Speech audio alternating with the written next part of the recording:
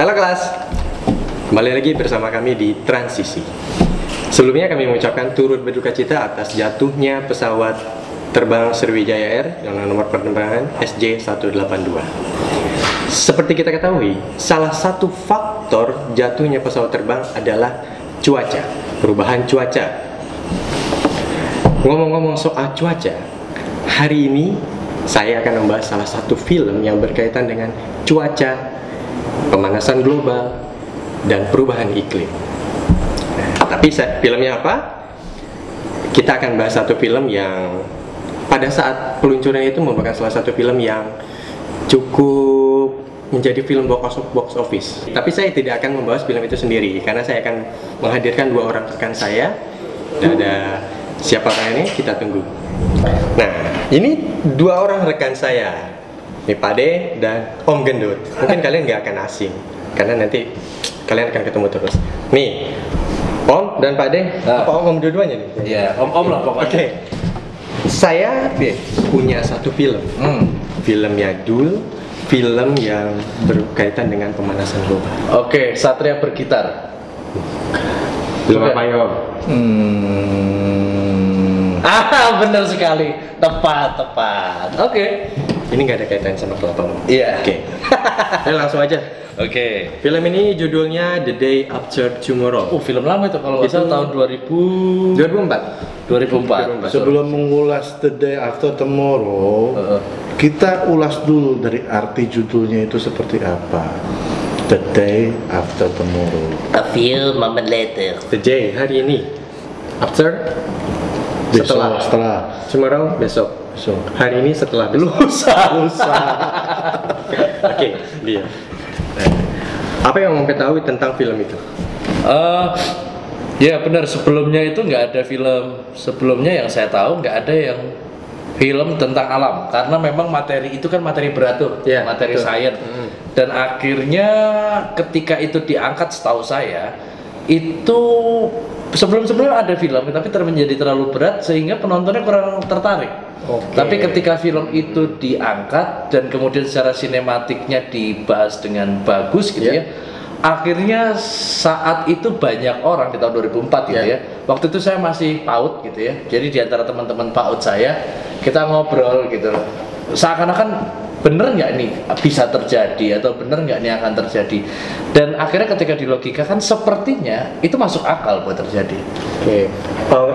Masuk akal, tapi mungkin kita kalau secara kejadian masuk akal. Kenapa? Karena pemanasan global saat ini kan makin naik gitu ya. Beberapa tahun kebelakangan ini kan isu-isu pemanasan global itu mulai menguap kembali. Mungkin karena banyak teman-teman kayak begini jadi bikin bumi panas. Enggak. Menurut Mas, Om gimana? Jadi menurut pandangan dari saya ini banyaknya film-film terlalu serius. Enggak, jadi yang senang dari film-film tentang perubahan iklim ini udah mulai pionirnya memang The Day After Tomorrow. Iya, setuju. Itu kayak gambaran kita tuh di masa depan nanti. Dan bisa ya, bisa enggak, tapi sadar nggak sih dari 2004 ke sekarang itu 16 tahun. Iya. Dan harusnya sudah bisa terjadi sebenarnya. Sebenarnya kalau dipikir-pikir loh, dari 2004 apa yang kamu rasain 2004 nggak sepanas sekarang? Adem, Mas. Masih ada kabut 2004. Iya, masih ada kabut. Terus pagi juga beberapa tempat masih ada kabutnya, sekarang udah nggak ada. Dan ini monyong-monyong nih. Ngomong-ngomong. Ini kita cuma disuguhin laptop, nggak ada kopi atau apa gitu. Nanti nunggu spot. Oke, jadi untuk yang mau endorse kita bisa kontak ya karena di sini masih kosong. belum ada endorse ya. Ini juga kita pinjem Pak. Ini problem. Oke, kita langsung aja ke intinya. Kita akan bahas film ini nih. Yes. Nih di sini saya udah ambil beberapa scene dari film tersebut yang berkaitan dengan perubahan iklim. The Day After Tomorrow, humans are faced with an apocalyptic scenario where the North Atlantic Current, the current that is responsible for the redistribution of heat across planet Earth, suddenly stops. The results are catastrophic climate events that plunge the Earth into a new ice age. The film was scientifically incorrect. If the North Atlantic Current was disrupted, the results would likely not be as severe. Gue nyetopin, lu yang lanjutin. Gua pernah nggak Jadi kemarin sempat nonton, emang diinfo sama Mas Faris ini kita mau review film ini dan sempat nonton. Ada yang kayak sesuatu yang janggal. Jujur banget ya. Kalau dilihat ini kan tsunami. Kita tahu tsunami itu karena gempa atau gunung Merapi. Merapi Jogja. Ya, letusan gunung berapi. Gunung berapi. Tapi baru kali ini baru lihat tsunami ini tuh karena pemanasan global atau dari apa nih? Enggak, kalau yang di film ini berarti kamu nontonnya filmnya, saya nggak tahu kamu nonton film apa. Karena sebelumnya itu esnya mencair dulu. Iya. Jadi karena panas, jadi ada konferensi ngomong soal pemanasan global. Kemudian konferensi masih berjalan, orang masih bicara teori gitu ya. Ternyata esnya sudah crack gitu. Karena di awal ada crack panjang gitu, kemudian mencair rubuh. Itu membuat ini naik, permukaan air laut naik. Nah, permukaan ini bertahap, pas itu jadilah ini. Oh, karena berarti yang pas adegan pertama itu karena crack yang itu tadi. Iya. Jadi kan itu mega crack banget, itu panjang banget itu cracknya. Iya, ketika dia meneliti melakukan pengeboran ke dasar, mengambil inti es itu sampel itu terjadi retakan. Retakan itu yang akhirnya sama juga kayaknya ditambah dengan mencairnya es kutub. Iya, itu dia mencairnya es kutub. Jadi ini naik, permukaan air laut naik, ini nggak ada hubungannya sama meteor jatuh, gitu, itu Armageddon. Kita lanjut. Be as severe as depicted in the film, but that doesn't mean the results wouldn't be devastating. This Life's Biggest Questions happens to be an important one because unfortunately, according to two recent studies, the North Atlantic Current is slowing down and may completely shut down if something isn't done soon. Today, Life's Biggest Questions asks, what if the day after tomorrow? Di Aceh itu yang menyebabkan salah satu akhirnya menyebabkan banyak korban adalah ketika air itu masuk ke perkotaan, kan gangnya sempit-sempitan. Itu di ilmu fisika juga ada, ketika penampakan makin sempit harusnya makin deras. Teori mulut botol itu apa sih? Jadi dari yang lebar. Oke, next. Nah, kita sama-sama udah nonton film ini. Bagaimana seandainya kejadian di film tersebut terjadi di dunia saat ini? Iya, kalau bicara tsunami-nya dulu nih, ya nggak bisa lari. Karena tsunami udah setinggi itu patung Liberty. Ya, sampai beku. Sampai ketutup dulu, habis itu baru beku. Iya. Di Indonesia pernah beberapa kali tercatat gitu ya, itu tsunami yang tinggi-tinggi tuh. Film The Day After Tomorrow, the North Atlantic Current is disrupted. The Northern Hemisphere gets slammed by extreme weather. A storm system develops in the Northern Hemisphere, creating 3 super hurricanes that pull frozen air from the Arctic. A tsunami submerges New York City, making the sea level rise. Then temperatures drop to bone-chilling levels where survivors gara-gara terhambatnya arus Atlantik. Atlantik. Jadi karena arus Atlantik itu kan perpindahan suhu dari utara ke selatan. Karena perpindahan suhu itu harusnya yang ada jadi iklim, fungsi dari iklim. Nah, mencairnya es ini jadi mempengaruhi kadar garam di air laut.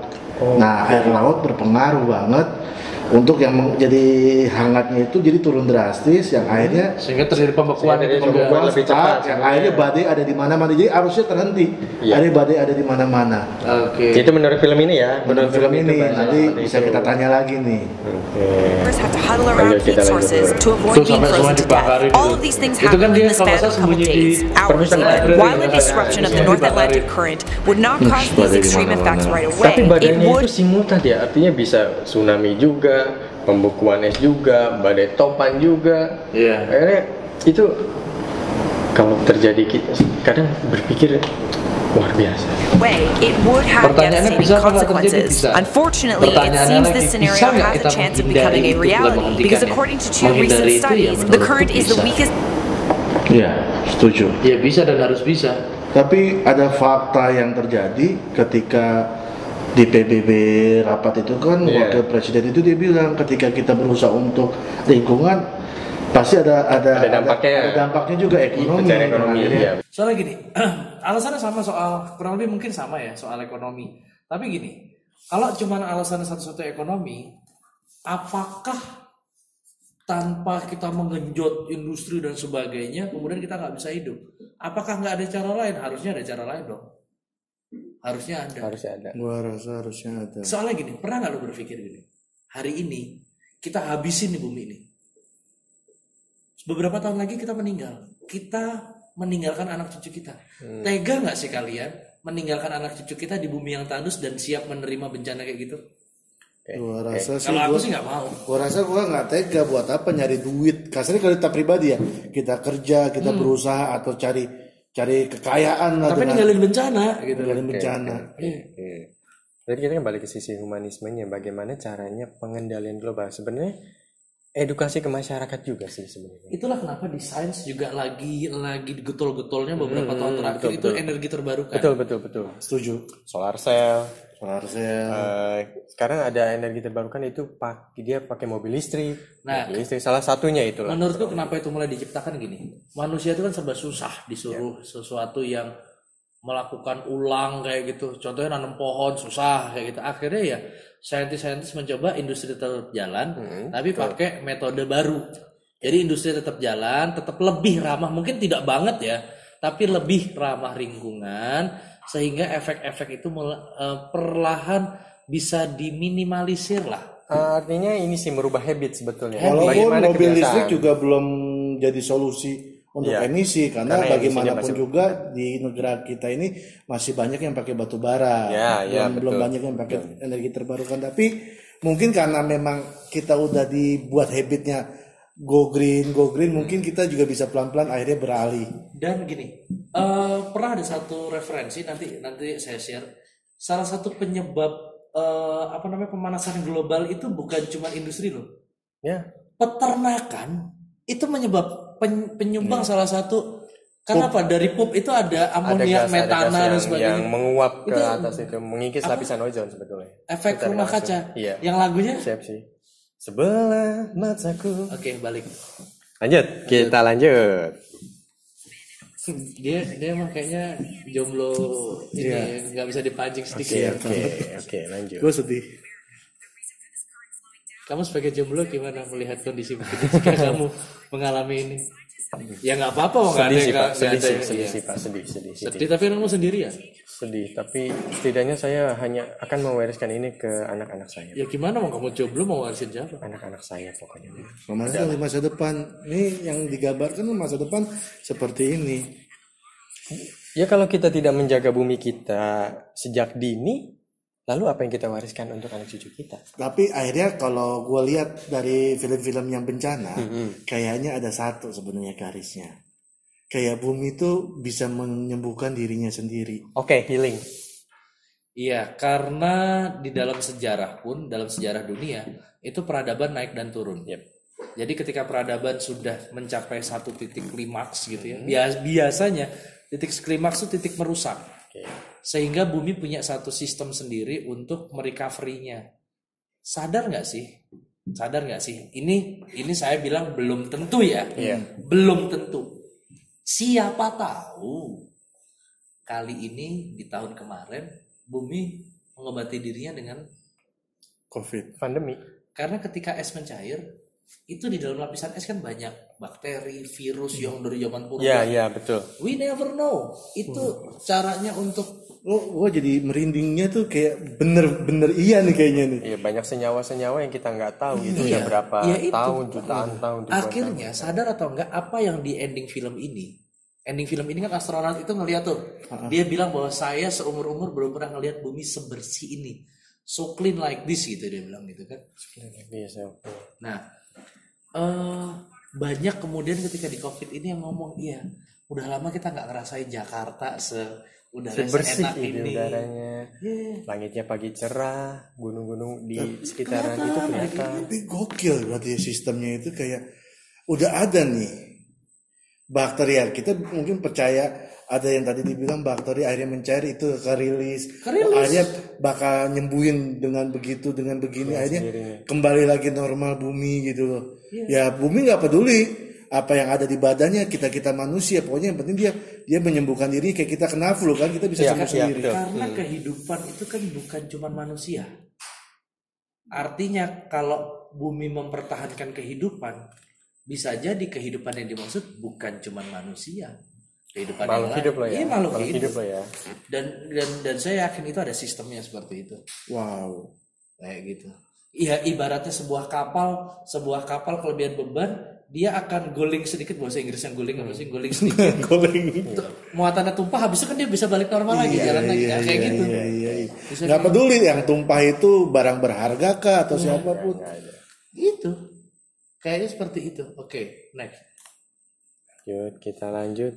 Will not travel down to the other parts of the Atlantic Ocean. While it is unlikely that a giant tsunami will engulf the Statue of Tuh, sampai Liberty, libur coastal tutup, cities like patung New Liberty. York could become Ini partially hari permisi nggak? submerged. Key fisheries will be Lewat gang. affected. Lobster and cod live in this Ini bukan area di and they Jogja thrive lewatnya in cold soalnya. water. Eastern U.S. winters will become a lot Ini yang colder. lucunya waktu ini Perhaps ada even suara by 10 kapal tanker degrees tuh. Celsius. Oh iya, masuk ke kota. Ternyata ininya lewat tuh. Apa namanya? Kapal tankernya lewat. Tapi ada satu pertanyaan.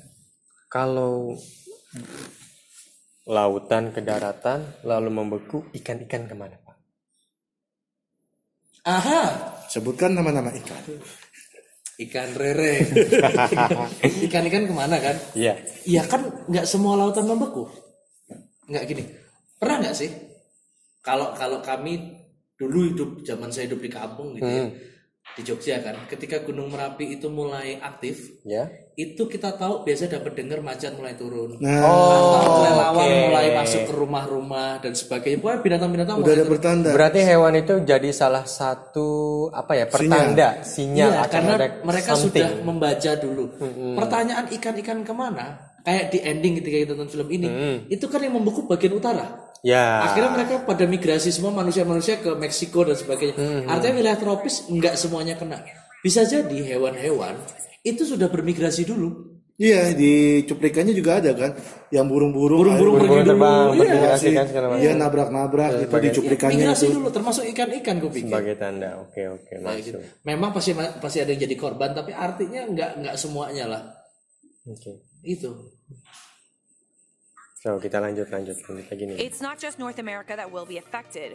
Western Nah, Europe's itu kan winters will be extremely dibilang different bahwa too. Amerika Weather patterns dan all Eropa around the bagian globe will utara change. While the yang gigantic terkena dampaknya. hurricanes Terkena film banyak might not terkena be dampak. realistic, a change in atmospheric circulation could result in more hurricanes, which will disrupt ecosystems Jadi and have si an impact on astronauta ngelihat ada agriculture. banyak Summer mata could be badai delayed by terbentuk, up to tapi a di month. endingnya dia And juga when it ngeliat is bahwa summer, heat belum pernah waves lihat and bumi droughts will be common, sebersih just like itu. in the film The Day After Tomorrow. Northerners will flow Hal ini into juga warmer berpengaruh areas of pada the planet, intensitas closer to the cahaya equator, matahari ke possibly bumi. creating a refugee crisis. So what are the chances Artinya of this bumi lebih happening? There's dingin about a daripada 10% sebelumnya. chance that it'll happen in the 21st century. This Yet hour another 10%, reason yes, for yes, What world if governments the to start days seriously after thinking tomorrow about ways real? to help our planet. I'm Yes. Charlotte Dobre, and you've been Kalaupun misalkan terjadi yang harus kita lakukan adalah kita harus tahu cara survive. Ya. Sebenarnya selain kita berusaha untuk menyelamatkan iklim, berarti juga kita harus edukasi untuk caranya survive. Karena ini udah 14 tahun, mungkin waktunya bisa makin mepet atau masih lama, tapi memang harus kita tanamkan naluri untuk survive itu ke kita semua gitu. Atau menghadirkan berbagai info cara-cara baru, bagaimana cara bertahan hidup. Bukan cara bertahan hidupnya juga, tapi kita mengedukasi bagaimana apa sih dampak global warming, bagaimana caranya kita merekonstruksi bumi sebetulnya. Iya, kalau menurut saya gini, sama kayak judul program ini transisi. Iya. Kita harus bertransisi, punya perspektif yang nggak cuma satu. Di satu sisi kita harus tahu cara bertahan hidup, tapi di sisi lain kita harus punya plan as a human race untuk tetap mempertahankan bumi sebagai rumah yang nyaman untuk seluruh kehidupan. Ketika plan ini berjalan, kalaupun terjadi yang buruk kita siap, tapi sebisa mungkin yang buruk itu tidak terjadi. Kita nggak bahasin kiamat dan sebagainya ya, karena ini beda sama 2012 gitu ya. Tapi artinya bumi itu sudah beberapa kali mengalami fase-fase ini kayak gitu loh. Tumbukan bumi, es mencair itu sebenarnya bisa. Kalau tumbukan bumi kita nggak bisa atur gitu ya. Tapi kalau kayak es masih bisa kita maintain lebih tepatnya. Efek rumah kaca kita kurangi, kecuali albumnya ya, kecuali ngulangin album baru gitu kan. Tapi gue ada pertanyaan. Kalau kita berusaha untuk memaintain supaya iklim ini kembali, kenapa ilmuwan pasti lebih tahu dong? Sebenarnya mungkin ada ilmuwan yang mereka tahu tapi emang nggak di-share buat kita. Kenapa mereka lebih memilih buat eksplorasi keluar daripada biayanya itu untuk recovery bumi ini? Apakah nggak bisa direcovery? Nggak semua ilmuwan melakukan riset keluar. Masih banyak ilmuwan yang melakukan inovasi buat bumi. Itu masih banyak. Sampai salah satunya, ini mungkin akan kita bahas di next episode ya. Pernah dengar tentang dark matter nggak? Oh iya, elemen, ada yang bilang elemen Tuhan lah, elemen penciptaan alam semesta. Bayangkan kekuatan sebesar itu kalau dipakai untuk merecover, untuk sebagai energi terbarukan, itu kan luar biasa. Artinya sebenarnya masih banyak ilmuwan yang bicara tentang bagaimana membuat bumi ini nyaman lagi. Banyak kok, masih banyak. Terserah ya. Jadi itu salah satu energi untuk mereka berbumi. Iya, bisa dibilang seperti itu. Bisa saja. Dulu orang nggak ngerti baterai. Ternyata ketika baterai diciptakan, baterai berguna buat semua kehidupan. Ini ada konsekuensi yang harus kita tanggung akibat penggunaan baterai tersebut. Sebetulnya ada lebih dan kurangnya. Semuanya ada lebih dan kurangnya. Oke, setiap yang kita lakukan, yang kita itu pasti ada konsekuensinya. Yes. Apa yang kita lakukan saja akan dipertanggungjawabkan nantinya. And that's the days after tomorrow. Bisa terjadi besok, bisa terjadi lusa, bisa nggak terjadi. Kalau saya memilih, yuk bareng-bareng gimana caranya dengan berbagai macam inovasi sebisa mungkin nggak terjadi, supaya apa? Ketika kita nggak ada, kita tidak meninggalkan bencana ke anak cucu kita. Kalau menurut saya sih begitu. Kita tidak meninggalkan. Kalau Mas Faris, konklusinya Pak Guru? Oke. Om Angga, Om Gendut, ada lagi? Mas Faris dulu deh, aku mau closing. Loh. Oh iya, acara saya Pak. Ini kelasnya dia. Kita cuma Pak. diundang. Aku tadi kepikiran sebenarnya energi ini kita butuh, teknologi kita butuh. Walaupun energi dan teknologi ini pasti ada efek buruknya. Jadi sebenarnya walaupun belum bisa dilakukan dengan baik, tapi seenggaknya coba kita sadar diri untuk bagaimana kita menghargai energi itu, tidak menghambur-hamburkannya. Iya, betul. Kayak jangan lupa matikan lampu toilet kalau kalian tidak pakai. Terus juga dari hal-hal sederhana ya. Lebih bijak pakai energi sih. Iya kan lebih bijak pakai energi. Oke, terima kasih Om Gendut, terima kasih Pak RT. Mas Faris belum. Konklusinya hari ini adalah kita belajar banyak, kita perlu prihatin dengan keadaan sekarang ini. Kalau bukan kita yang mulai, siapa lagi? Kita harus lebih aware dengan bencana. Ya. Kalau bukan kita, siapa lagi? Kalau bukan sekarang, kapan lagi? Iya, kalau bicara soal bencana memang tidak akan habis. Kita nggak pernah tahu, we never know ke depan akan ada apa, akan jadi apa, kita juga nggak tahu ada siapa. So, perbaiki diri, banyak hal-hal baik yang perlu kita lakukan, tanamkan hal-hal baik dimanapun kalian berada, peduli lingkungan, buang sampah pada tempatnya, hal-hal sederhana, matikan lampu tadi seperti Om Gendut bilang. Karena jangan pernah lelah, jangan pernah letih mempelajari sains, itu juga sangat penting. Ini kita mengedukasi dari belajar sains dari kehidupan sehari-hari kita. Gitu. Karena apa? Karena sains itu menyenangkan. Oke, kita akan balik lagi di transisi. Sampai jumpa, see you. Saya Faris, undur pamit. Saya Om Gendut. Saya Pak D. Dadah.